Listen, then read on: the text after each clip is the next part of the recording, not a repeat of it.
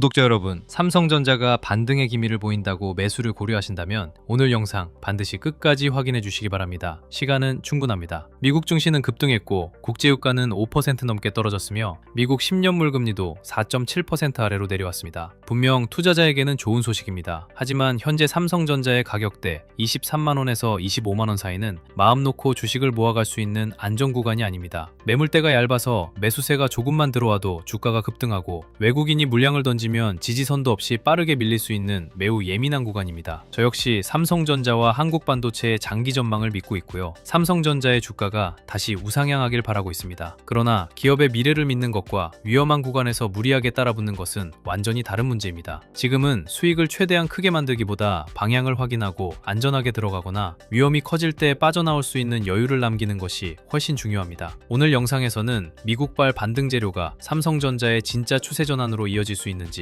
24만원 부근에서 무엇을 확인해야 하는지, 보유자와 신규 매수자는 어떻게 대응해야 하는지 짚어보겠습니다. 먼저 어제 마감부터 정확히 보겠습니다. 코스피는 5% 급락한 6,257포인트로 마감했습니다. 삼성전자는 23,000원, 약 8.76% 떨어진 23만 9,500원의 거래를 마쳤고 SK하이닉스도 156만 7천원까지 밀렸습니다. 코스피에서 외국인은 약 2조 8천억 원, 기관은 약 1조 9천억 원을 순매도했습니다. 반면 개인 투자자는 4조 6천억 원 넘게 받아냈습니다. 삼성전자만 놓고 보면 외국인이 약 390만 주, 기관이 약 504만 주를 팔았고 개인이 약 866만 주를 순매수했습니다. 7월 31일에는 외국인이 삼성전자를 835만 주 넘게 사들이며 주가가 26만 2,500원까지 폭등했습니다. 그런데 불과 한 거래일 만에 외국인과 기관이 다시 물량을 쏟아냈습니다. 이것이 지금 삼성전자 주가의 핵심입니다. 장기 투자 자금과 단기 알고리즘 자금, 레버리지 리밸런싱 물량이 뒤엉키면서 수급의 방향이 하루 만에 완전히 달라지고 있는 겁니다. 다행히 간밤 미국에서는 삼성전자의 우호적인 재료가 한꺼번에 들어왔습니다. 나스닥과 다우지수, S&P가 동반 상승이 나왔고요. 아마존은 4.6% 올랐고 마이크로소프트를 비롯한 주요 하이퍼스케일러도 강세를 보였습니다. 장중 6% 넘게 밀렸던 마이크론도 낙폭을 모두 회복하고 0.8% 상승 마감했습니다. 트럼프 대통령이 이란에 대한 추가 공격을 보류하면서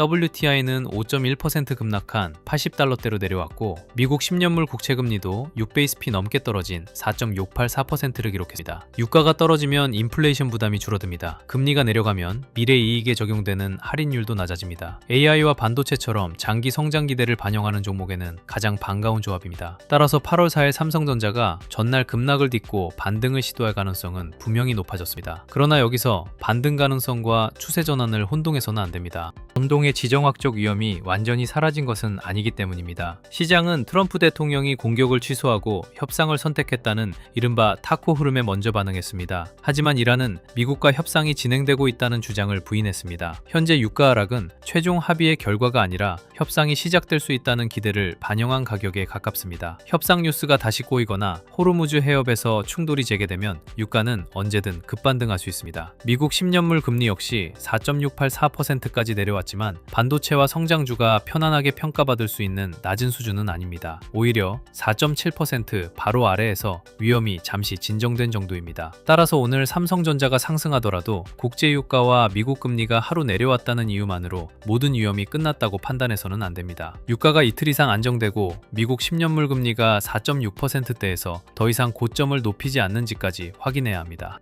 미국의 7월 ISM 제조업 지수도 삼성전자의 좋은 내용과 위험한 내용을 동시에 보여줬습니다. 제조업 PMI는 55로 시장이 예상했던 54로 돌았고 2022년 5월 이후 가장 높은 수준을 기록했습니다. 신규 주문은 56, 고용지수는 52까지 올라왔습니다. 컴퓨터와 전자기계, 전기장비 업종에서는 AI와 HPC, 데이터 센터 투자가 실제 제품 주문과 생산 확대로 연결되고 있다는 정황이 확인됐습니다. AI 데이터 센터가 발표 자료 속 계획을 넘어 반도체와 서버, 전력 장비 구매로 이어지고 있다는 뜻입니다. 하지만 투입 가격 지수는 여전히 71로 높았습니다. 부품 가격과 운송비, 납기 압력이 계속되고 있다는 의미입니다. 경기가 강하고 물가 압력까지 높으면 연준은 금리를 쉽게 내릴 수 없습니다. 실제로 시장은 9월 연준이 기준금리를 0.25%포인트 이상 올릴 가능성을 60% 넘게 반영하고 있습니다. 삼성전자의 가장 좋은 환경은 미국 경기가 무너지는 것도 물가가 다시 폭등하는 것도 아닙니다. AI 주문은 유지되면서 유가와 물가 압력은 완화되는 좁은 길을 지나야 합니다. AI 투자의 장기 방향은 여전히 삼성전자의 우호적입니다. 시장 추산으로 미국 주요 하이퍼스케일러의 2026년 설비 투자는 약 7,550억 달러에 이를 것으로 예상되고 있습니다. 2027년에는 1조 달러에 가까워질 수 있다는 전망까지 나오고 있고요. AI 투자가 끝나기는커녕 규모만 보면 오히려 더 커지고 있는 겁니다. 마이크로소프트의 애저, 아마존의 AWS, 구글 클라우드 모두 성장세를 이어가고 있습니다. AI 서버가 실제 클라우드 매출 증가로 연결되기 시작했다는 점도 확인됐습니다. 다만 투자금이 커질수록 시장의 질문도 더 까다로워집니다. 얼마를 투자했느냐보다 그 투자로 얼마의 현금 흐름을 만들었느냐를 묻기 시작한 겁니다. AI 투자가 지속되려면 하이퍼스케일러의 영업 현금 흐름이 설비 투자 증가를 감당해야 하고 높은 국채 금리도 안정돼야 합니다. 삼성전자에는 주문 증가라는 기회와 고객사의 자금 조달 부담이라는 위험이 동시에 존재합니다. 팔란티어의 실적은 AI 수익성 논란이 정점을 통과할 가능성을 보여준 중요한 신호였습니다. 팔란티어의 2분기 매출은 19억 3,500만 달러로 전년보다 93% 증가했습니다. 미국 상업부문 매출은 149% 늘었고 성장성과 수익성을 함께 평가하는 룰 오브 40은 무려 155%를 기록했습니다. 매출만 늘어난 것이 아니라 조정 영업이익률도 62%에 달했습니다. AI가 아직 돈만 쓰는 산업이 아니라 실제 소프트웨어 매출과 현금 흐름을 만들어낼 수 있다는 점을 보여준 겁니다. 팔란티어 하늘사의 실적이 삼성전자 메모리 주문을 직접 보장해주는 것은 아닙니다. 하지만 AI 반도체와 데이터 센터에 투입된 자금이 결국 소프트웨어와 서비스 매출로 회수될 수 있다는 논리를 강화합니다. 하이퍼스케일러가 AI 투자를 계속할 수 있는 명분이 하나 더 확인된 셈이죠. 이는 삼성전자의 서버 D램과 기업용 SSD, HBM 수요에도 중장기적으로 긍정적인 신호입니다. 삼성전자 자체의 펀더멘털도 하루 급락으로 무너진 상태가 아닙니다. 2분기 매출은 171조 5천억 원, 영업이익은 89조 5천억 원으로 분기 사상 최대치를 기록했습니다. DS 부문은 매출 127조 5천억 원과 영업이익 89조 2천억 원을 올렸습니다. AI 서버를 중심으로 D램과 기업용 SSD, HBM 수요가 확대됐고 메모리 가격 상승까지 더해지면서 기록적인 이익이 나온 겁니다. 삼성전자는 하반기에도 AI 인프라 투자와 에이전틱 AI 확산으로 서버 D램, 기업용 SSD, HBM 수요 증가가 가속될 것으로 보고 있습니다. HBM4 판매를 확대하는 동시에 주요 고객사에 HBM4E 샘플도 출하했습니다. 파운드리에서는 HBM 베이스 다이와 미국 고객 주문을 확대하고 2나노 HPC 과제도 늘리고 있습니다. 현재 삼성전자 주가의 하락을 실적 붕괴로 설명하기 어려운 이유입니다. 지금 주가를 누르는 것은 현재 이익보다 높은 금리와 2027년 공급 증가 우려, 불안정한 수급입니다. 메모리 업황에서도 아직 가장 중요한 병목은 D램 공급입니다. 엔비디아의 루빈 울트라가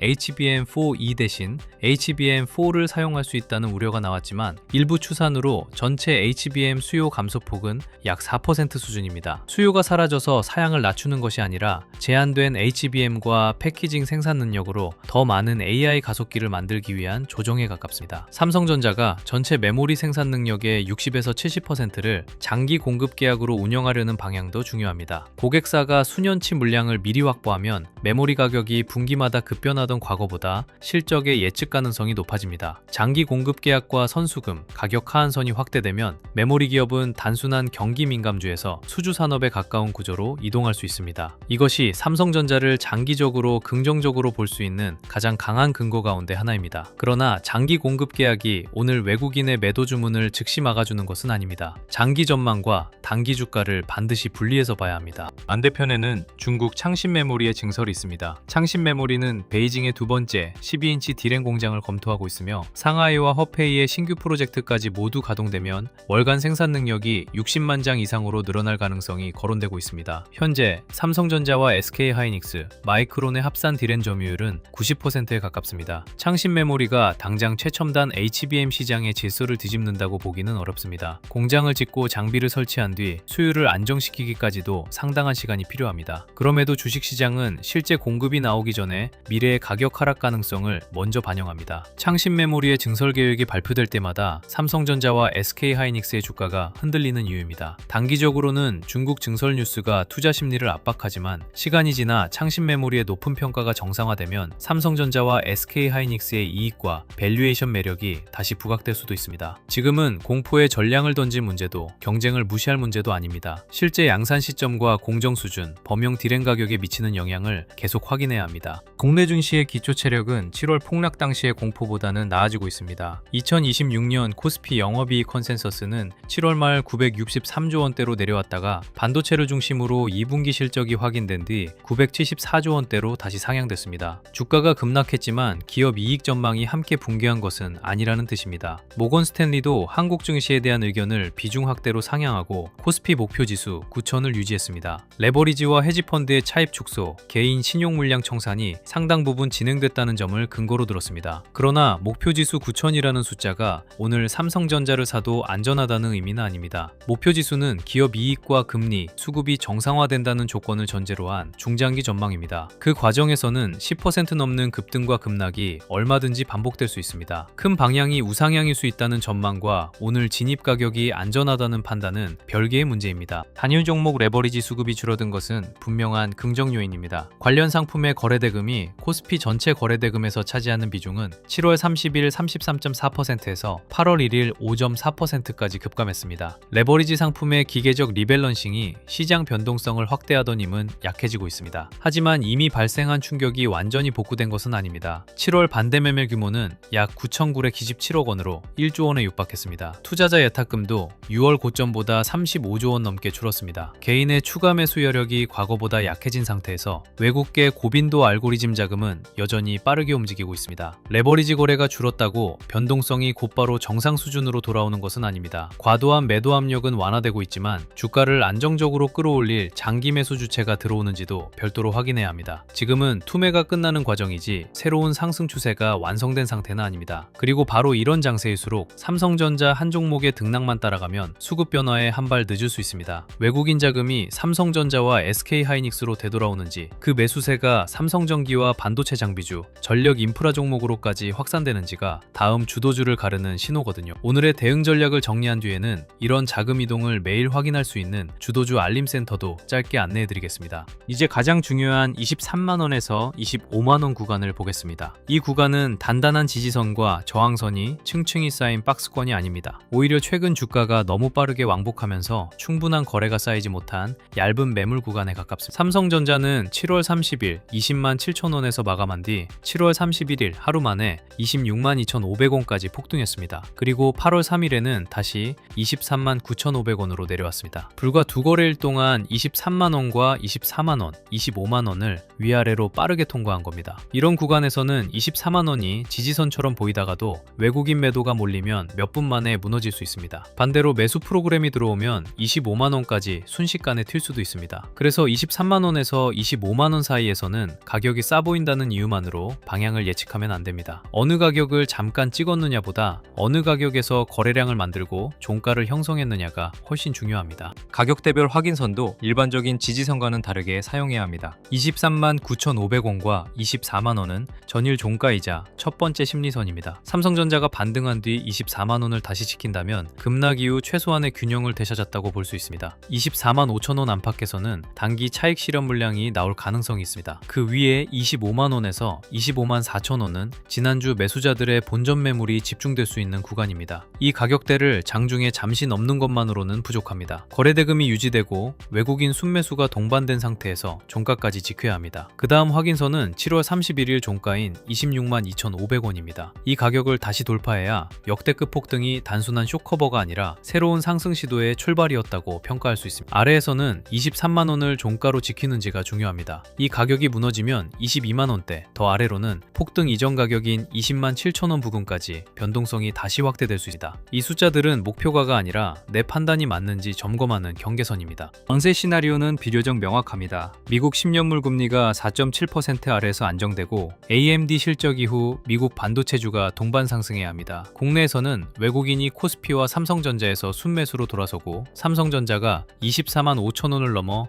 25만원에서 25만 4천원 구간을 종가로 회복해야 합니다. 여기에 SK하이닉스와 삼성전기, 주요 반도체 장비주까지 거래대금이 확산된다면 반도체 전체의 수급이 회복되고 있다는 의미가 됩니다. 이 조건이 만들어지면 삼성전자는 26만 2,500원을 다시 시험할 가능성이 있습니다. 26만 2,500원까지 거래대금과 함께 돌파한다면 23만 25만원의 얇은 구간이 아래쪽 지지 구간으로 전환될 수 있습니다. 다만 장중 급등만 보고 강세 시나리오를 확정해서는 안 됩니다. 지금 시장은 개장 직후 5% 상승했다가 종가의 상승분을 대부분 반납할 수 있는 장세입니다. 강세 전환은 상승률이 아니라 종가와 외국인 수급 수급으로 확인해야 합니다. 제가 가장 가능성을 높게 보는 기준 시나리오는 즉각적인 V자 폭등보다 23만원대 중반에서 25만원 사이를 크게 흔든 뒤 점진적으로 변동성이 줄어드는 흐름입니다. 미국발 호재로 반등이 나오더라도 24만 5천원과 25만원 부근에서는 전일 저가 매수자의 차익 실현과 고점 매수자의 본전 매물이 동시에 나올 수 있습니다. 반대로 23만원대에서는 사상 최대 실적과 낮아진 밸류에이션을 근거로 저가 매수세가 들어올 가능성이 있습니다. 결국 하루 3%에서 5%씩 움직이면서 위아래 매물을 소화하는 과정이 필요합니다. 이 구간에서 중요한 것은 매일의 등락률이 아닙니다. 주간 저점이 더 이상 낮아지지 않고 하락할 때 거래량이 줄며 반등할 때 외국인 매수가 붙는지를 봐야 합니다. 가격 변동폭이 서서히 줄어들고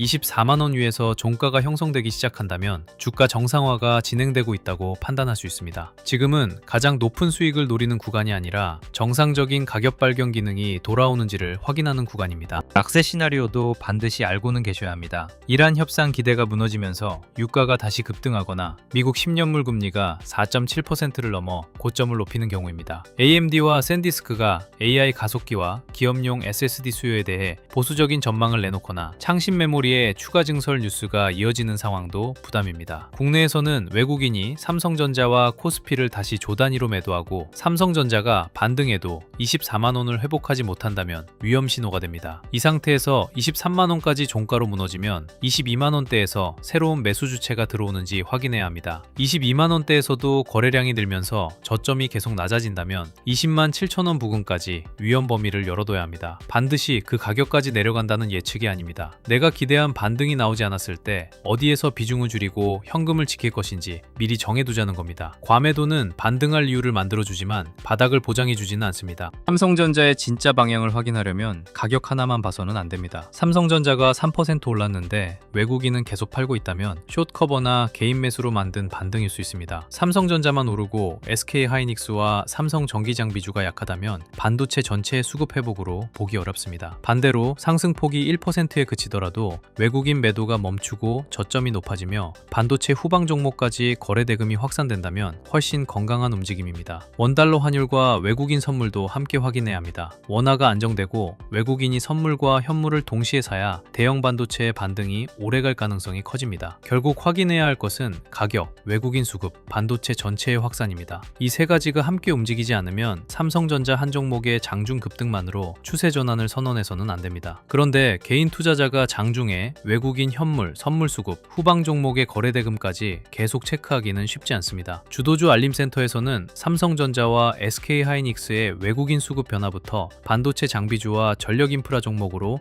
매수세가 확산되는 순간, 그리고 주도주에서 자금이 빠져나오는 위험 신호까지 빠르게 전달해드리고 있습니다. 막연하게 오를 종목을 찍어드리는 것이 아닙니다. 시장이 실제로 어느 종목을 선택하고 있는지, 내가 보유한 종목을 계속 가져가도 되는지 판단하는 데 필요한 수급 변화를 전달해드리는 겁니다. 매일 급변하는 시장의 자금 이동을 놓치고 싶지 않은 분들은 영상 아래 더보기란에 있는 주도주 알림센터 공식 신청 페이지를 확인해 주시기 바랍니다. 기존 삼성전자 현물 보유자는 공포에 던질 필요는 없습니다. 사상 최대 실적과 AI 서버 수요, HBM4 장기 공급 계약이라는 장기 논리는 아직 살아있습니다. 보유 비중이 과도하지 않고 생활자금과 대출금이 들어가지 않았다면 23만원 방어와 외국인 매도 둔화부터 확인할 수 있습니다. 하지만 삼성전자 한 종목이 계좌의 절반 이상을 차지하거나 추가 하락을 감당할 현금이 없다면 상황이 다릅니다. 24만 5천원과 25만원 부근으로 반등할 때 일부 물량을 줄여 현금을 만드는 전략을 고려해야 합니다. 비중을 줄이는 것은 삼성전자의 미래를 부정하는 행동이 아닙니다. 좋은 기업을 가장 나쁜 순간에 강제로 팔지 않도록 계좌의 생존 가능성을 높이는 행동입니다. 내 평단가가 27만원이라고 해서 27만원이 시장의 지지선이 되는 것도 아닙니다. 본전이 언제 오는지를 계산하기 전에 내 계좌가 22만원대 변동성까지 버틸 수 있는지부터 점검해야 합니다. 단일 종목 레버리지 투자자는 현물 투자자보다 훨씬 보수적으로 대응해야 합니다. 레버리지는 삼성전자가 장기적으로 회복하더라도 그 과정에서 계좌가 먼저 훼손될 수 있습니다. 급등과 급락이 반복되면 매일의 리밸런싱과 음의 복리로 인해 삼성전자가 원래 가격을 회복해도 레버리지 상품은 손실을 모두 회복하지 못할 수 있습니다. 특히 23만, 25만 원처럼 가격이 위아래로 빠르게 왕복하는 구간은 레버리지에 가장 불리한 환경입니다. 전일 급락을 만회할 것이라는 기대만으로 추가 물타기를 반복해서는 안 됩니다. 반등이 나올 때 일부 물량을 줄이고 증거금과 현금을 확보하는 것이 우선입니다. 지금 레버리지 투자자에게 필요한 것은 수익의 극대화가 아닙니다. 다음 급락이 나와도 강제 청산을 당하지 않을 구조를 만드는 겁니다. 현물은 시간을 기다릴 수 있지만 레버리지는 시간이 반드시 내 편이 되어주지 않습니다. 현금을 들고 기다리는 투자자는 절대 바닥을 맞추려 하시면 안 됩니다. 첫 물량은 삼성전자가 24만 원을 지키면서 외국인 매도 규모가 줄어드는지 확인한 뒤 검토할 수 있습니다. 두 번째 물량은 25만 원에서 25만 4천 원 구간을 거래대금과 함께 종가로 회복하고 다음 거래일에도 저점이 높아지는지 확인한 뒤 접근하는 편이 안전합니다. 마지막 물량은 삼성전자와 SK하이닉스뿐 아니라 삼성전기와 주요 장비주까지 수급이 확산될 때 남겨두십시오. 이 전략은 가장 낮은 가격에 사기 위한 방법이 아닙니다. 내 첫 번째 판단이 틀렸을 때 수정할 수 있는 현금을 남기는 방법입니다. 매수 직후 수익이 나지 않더라도 괜찮습니다. 23만 5천 원의 바닥을 맞히는 것보다 25만 원을 확인한 뒤 들어가더라도 추세가 살아있는 주식을 보유하는 편이 계좌에는 더 안전할 수 있습니다. 지금은 1만 원을 더 싸게 사는 것보다 5만 원짜리 추가 하락을 피하는 것이 중요한 시기입니다. 남중 대응에서도 개장 직후 움직임을 그대로 믿어서는 안 됩니다. 미국 증시가 급등했기 때문에 삼성전자는 강하게 출발할 수 있습니다. 하지만 개장 직후 가격에는 미국장의 호재와 전날 급락에 대한 공포, 쇼커버 주문이 한꺼번에 반영됩니다. 오전 10시 이후가 되면 외국인과 기관의 실제 방향이 조금씩 드러납니다. 오후 2시 30분 이후에는 종가를 만들려는 프로그램 자금과 ETF 리밸런싱이 들어오고요. 따라서 장 초반 3% 상승보다 오전 매물을 소화한 뒤 저점이 높아지는지, 오후에도 24만 5천 원과 25만 원을 지키는지를 확인해야 합니다. 시초가에 흥분해서 따라붙었다가 종가에 다시 손실로 돌아서는 실수를 가장 조심해야 합니다. 23만과 25만 원 사이의 얇은 매물대에서는 장중 고가보다 종가가 훨씬 중요합니다. 이번 주에는 삼성전자의 방향을 바꿀 시험지가 계속 이어집니다. 오늘 밤에는 미국의 9인 이직 보고서가 발표되고 미국장 마감 뒤 AMD가 2분기 실적을 내놓습니다. AMD에서는 AI GPU 매출뿐 아니라 데이터 센터 성장과 총마진, 다음 분기 가이던스가 중요합니다. 8월 5일에는 샌디스크 실적이 발표됩니다. 기업용 SSD 수요와 낸드 가격, 데이터 센터 고객의 재고 전망이 삼성전자 메모리 실적의 지속 가능성을 보여줄 수 있습니다. 8월 6일에는 미국 생산성과 노동비용, 8월 7일에는 7월 고용 보고서가 기다리고 있습니다. 고용이 너무 강하면 추가 금리 인상 우려가 커지고 너무 약하면 경기 침체 우려가 살아날 수 있습니다. 이번 주 삼성전자 주가는 하나의 뉴스로 방향이 결정되는 것이 아니라 매일 새로운 지표와 실적을 통과하며 검증받을 가능성이 큽니다. 그래서 하루 반등을 보고 이번 주 전체의 방향을 미리 확정해서는 안 됩니다. 구독자 여러분, 저는 삼성전자가 망한다고 떠들기 위해 위험을 말씀드리는 것이 아닙니다. 저 역시 삼성전자와 한국 반도체가 AI 시대의 핵심 공급자로 성장하고 주가도 다시 우상향하기를 바랍니다. 사상 최대 실적과 서버 디램, 기업용 SSD, HBM4, 장기 공급 계약은 그 기대를 뒷받침합니다. 하지만 장기 전망이 밝다는 이유로 단기 위험을 무시하면 좋은 주식을 가장 위험한 가격에서 사고 공포가 극대화된 순간에 포기하게 됩니다. 지금 23만 원에서 25만 원 사이는 수익을 극대화하기 위해 승부를 걸 구간이 아닙니다. 가격과 수급이 어느 방향으로 자리를 잡는지 확인하면서 안전하게 진입하고 내 예상이 틀렸을 때 빠져나올 수 있는 여유를 남겨야 하는 구간입니다. 반등은 나올 수 있습니다. 그러나 25만 원에서 25만 4천 원을 종가로 회복하고 외국인 매수와 반도체 전체의 수급 확산이 확인되기 전까지는 정상화 과정으로 보는 것이 합리적입니다. 지금처럼 증시 변동성이 극대화된 시기에는 한 번의 예측보다 매일 흐름을 확인하고 다음 대응을 준비하는 것이 개인 투자자에게 훨씬 중요합니다. 오늘 반등했다고 안심하고 내일 급락했다고 공포에 던지는 매매를 반복해서는 계절을 지키기 어렵습니다. 삼성전자와 SK하이닉스의 외국인 수급이 실제로 돌아오는지, 대형 반도체에서 장비주와 전력 인프라 종목으로 자금이 확산되는지, 주도주가 바뀌는 순간은 언제인지 계속 확인해야 합니다. 이런 핵심 변화를 빠르게 받아보고 싶은 분들은 영상 아래 더보기란에 있는 주도주 알림센터 공식 신청 페이지를 이용해 주시기 바랍니다. 그리고 오늘 영상이 도움이 되셨다면 구독과 좋아요로 함께 해주세요. 다음 영상에서도 삼성전자의 가격과 외국인 수급, 그리고 시장의 주도 자금이 어디로 이동하고 있는지 계속 확인해 드리겠습니다.